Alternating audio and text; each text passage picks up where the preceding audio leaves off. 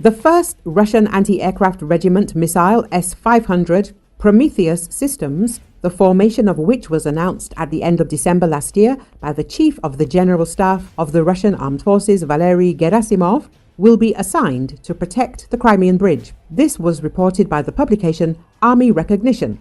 The publication notes that this system had previously been deployed in Crimea on an experimental basis. The S-500 Prometey air defense missile system, developed by Almaz-Antey, is designed to combat a wide range of air threats, including stealth aircraft, such as the F-35, intercontinental ballistic missiles, hypersonic missiles, and low-orbit satellites.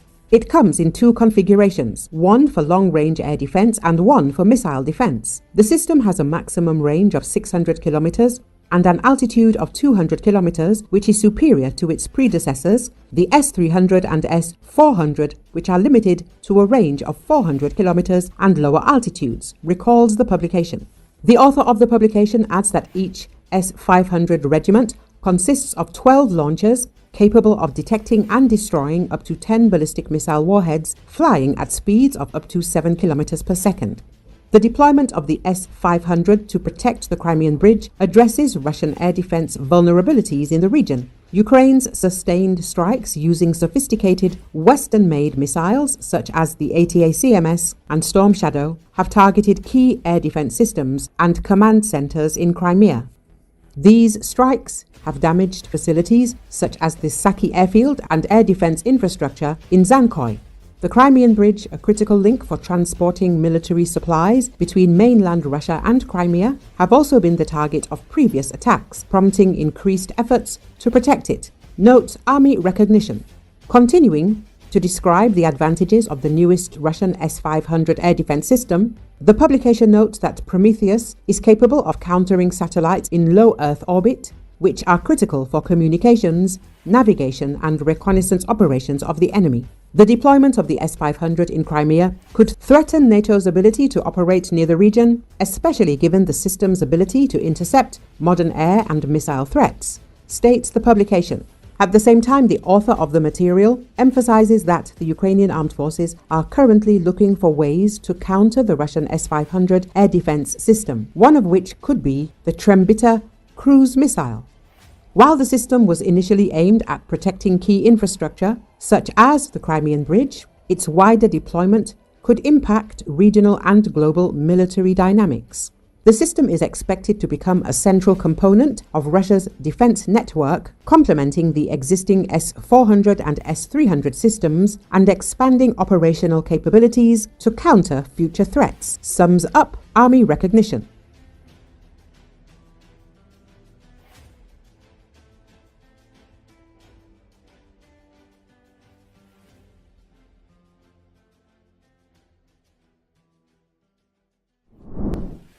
Dramatic pictures show a giant statue of the former ruler of Syria Hafez Assad lying broken on the ground. The monument to Assad, the father of Bashar Assad who ruled Syria until last month, was built on a hill overlooking the Kalaman region. After 50 years of rule, the Assad government fell last month after a sudden rebel offensive. Since then, protesters have torn down statues of the Assads and blighted posters of them.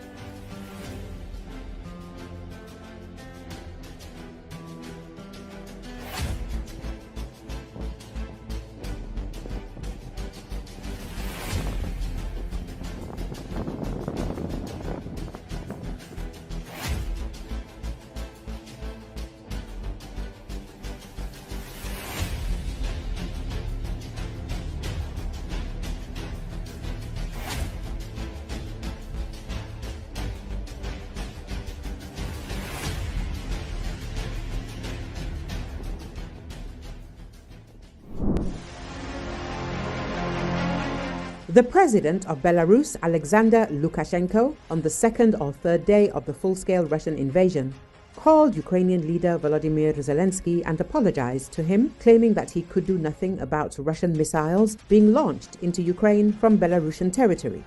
The Ukrainian president spoke about this in a conversation with American podcaster Lex Friedman.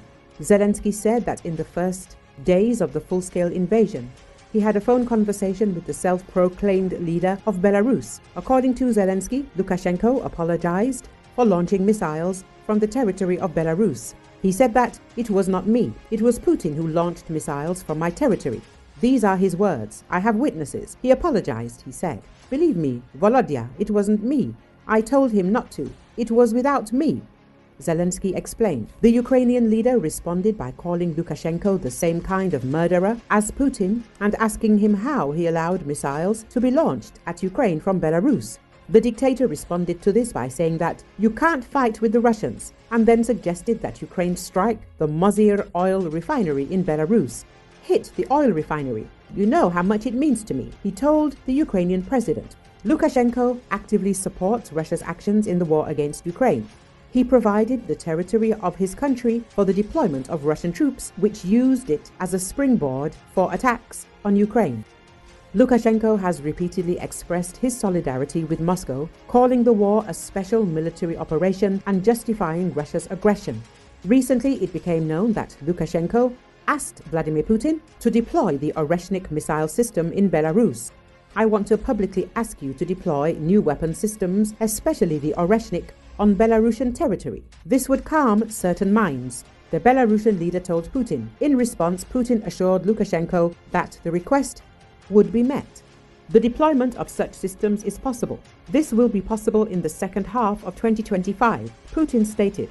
He added that the targets for the Oreshnik system from Belarusian territory would be determined by the military political leadership in Minsk. Despite this, Belarusian troops are not directly involved in hostilities on the territory of Ukraine.